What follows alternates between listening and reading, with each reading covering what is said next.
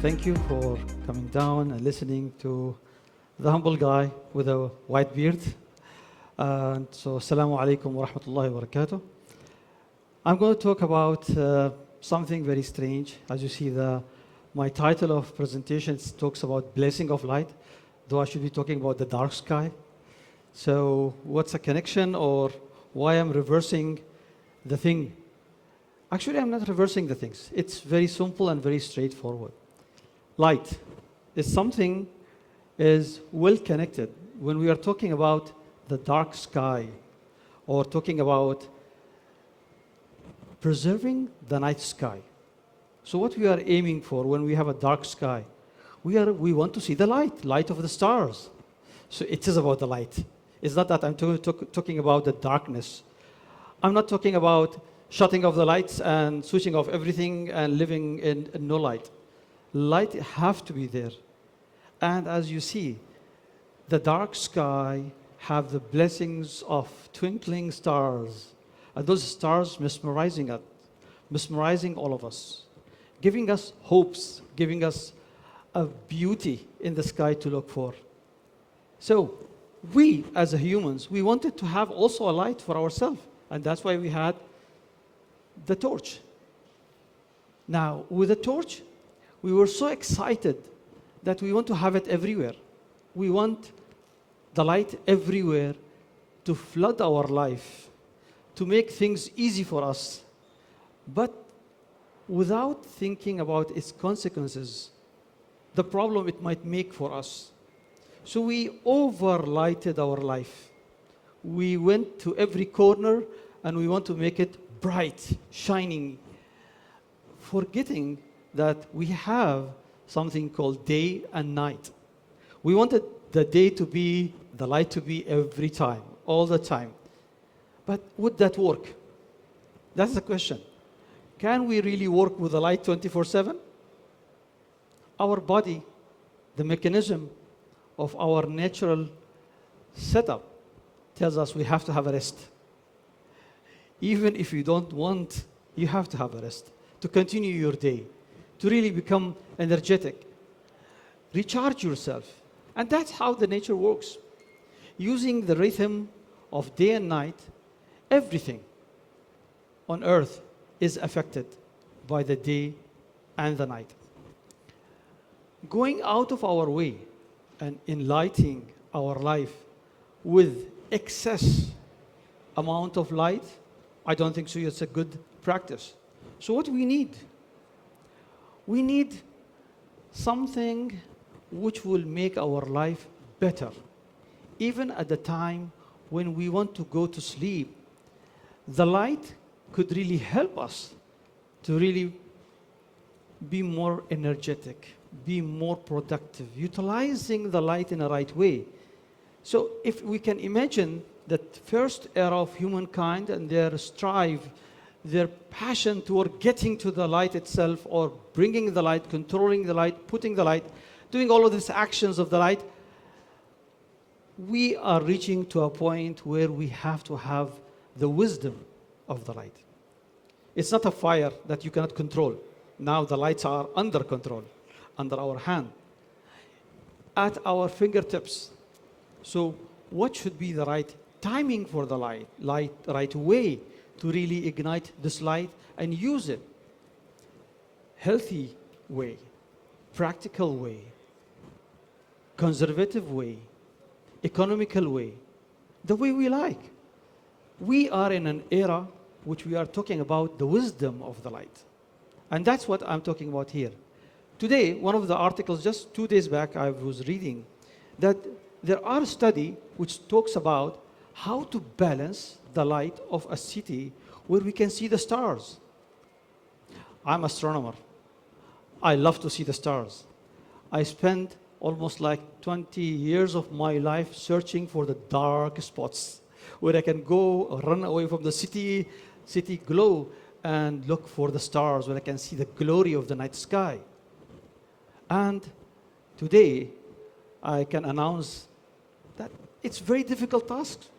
Very small amounts of places which are left over where I can see the beautiful night sky. So I am changing. Now I am trying to today to talk about something, to tell you something that, look, we cannot continue to chase the dark spots and run here and there and leave our light system destroy our special night sky.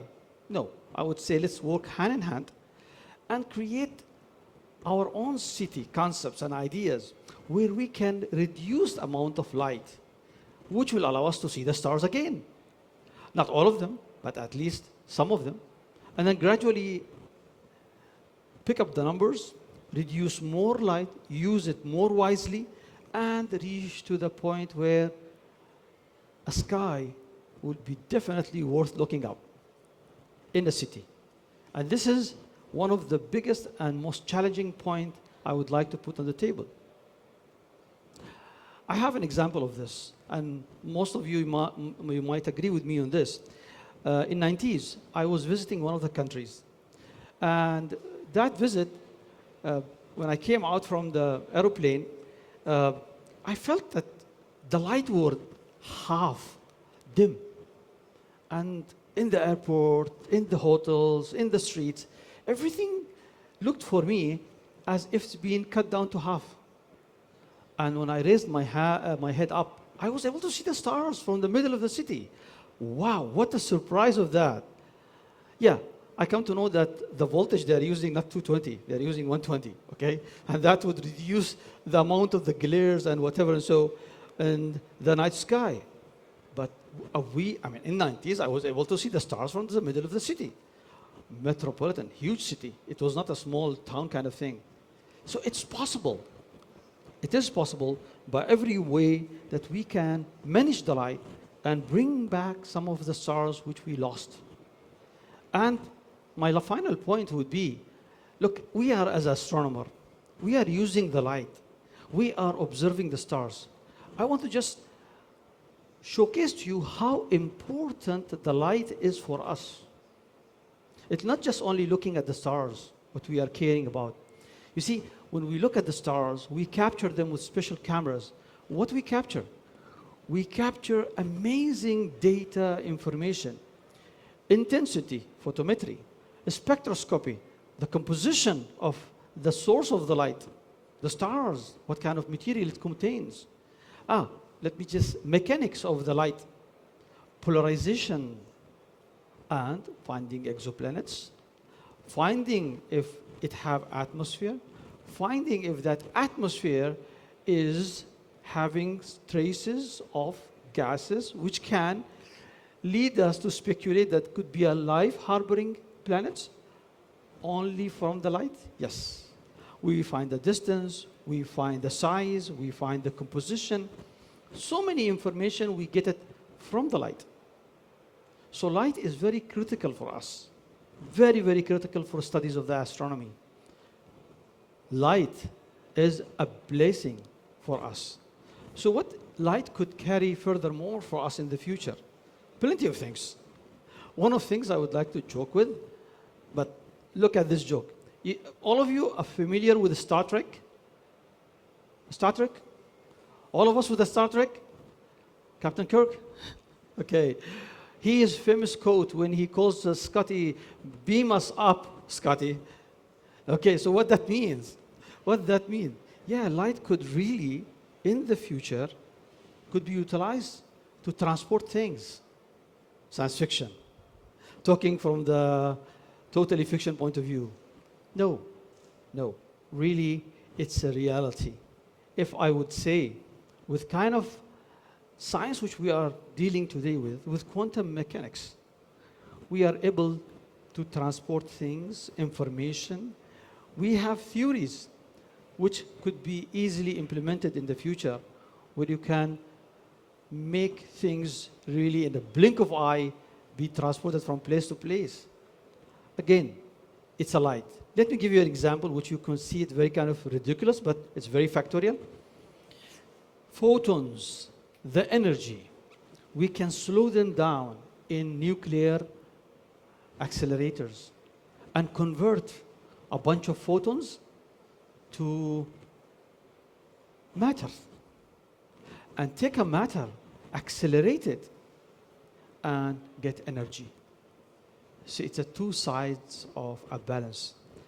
The universe is based on energy and matter and their interactions. That's the light is. The light is the life. The light is everything. So our talk about the dark sky is not talk about switching off the lights.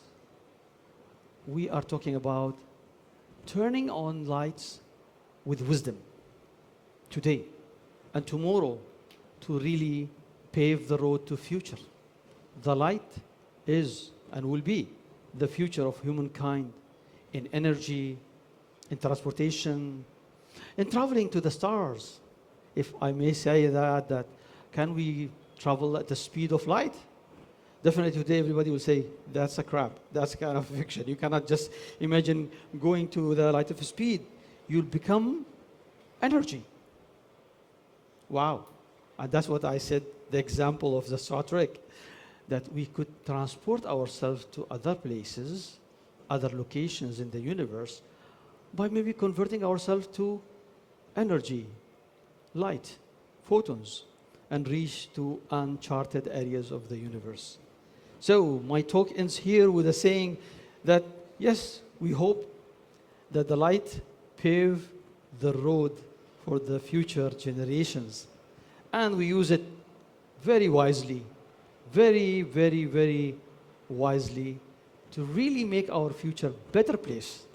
And our generations would not have a conflict with themselves by saying, hey, we should preserve the dark spots or dark areas, or should we take more advanced action by wisdomly, wisely, really switch on the light. Thank you very much. If you have any questions, I'll be more than happy. Thank you.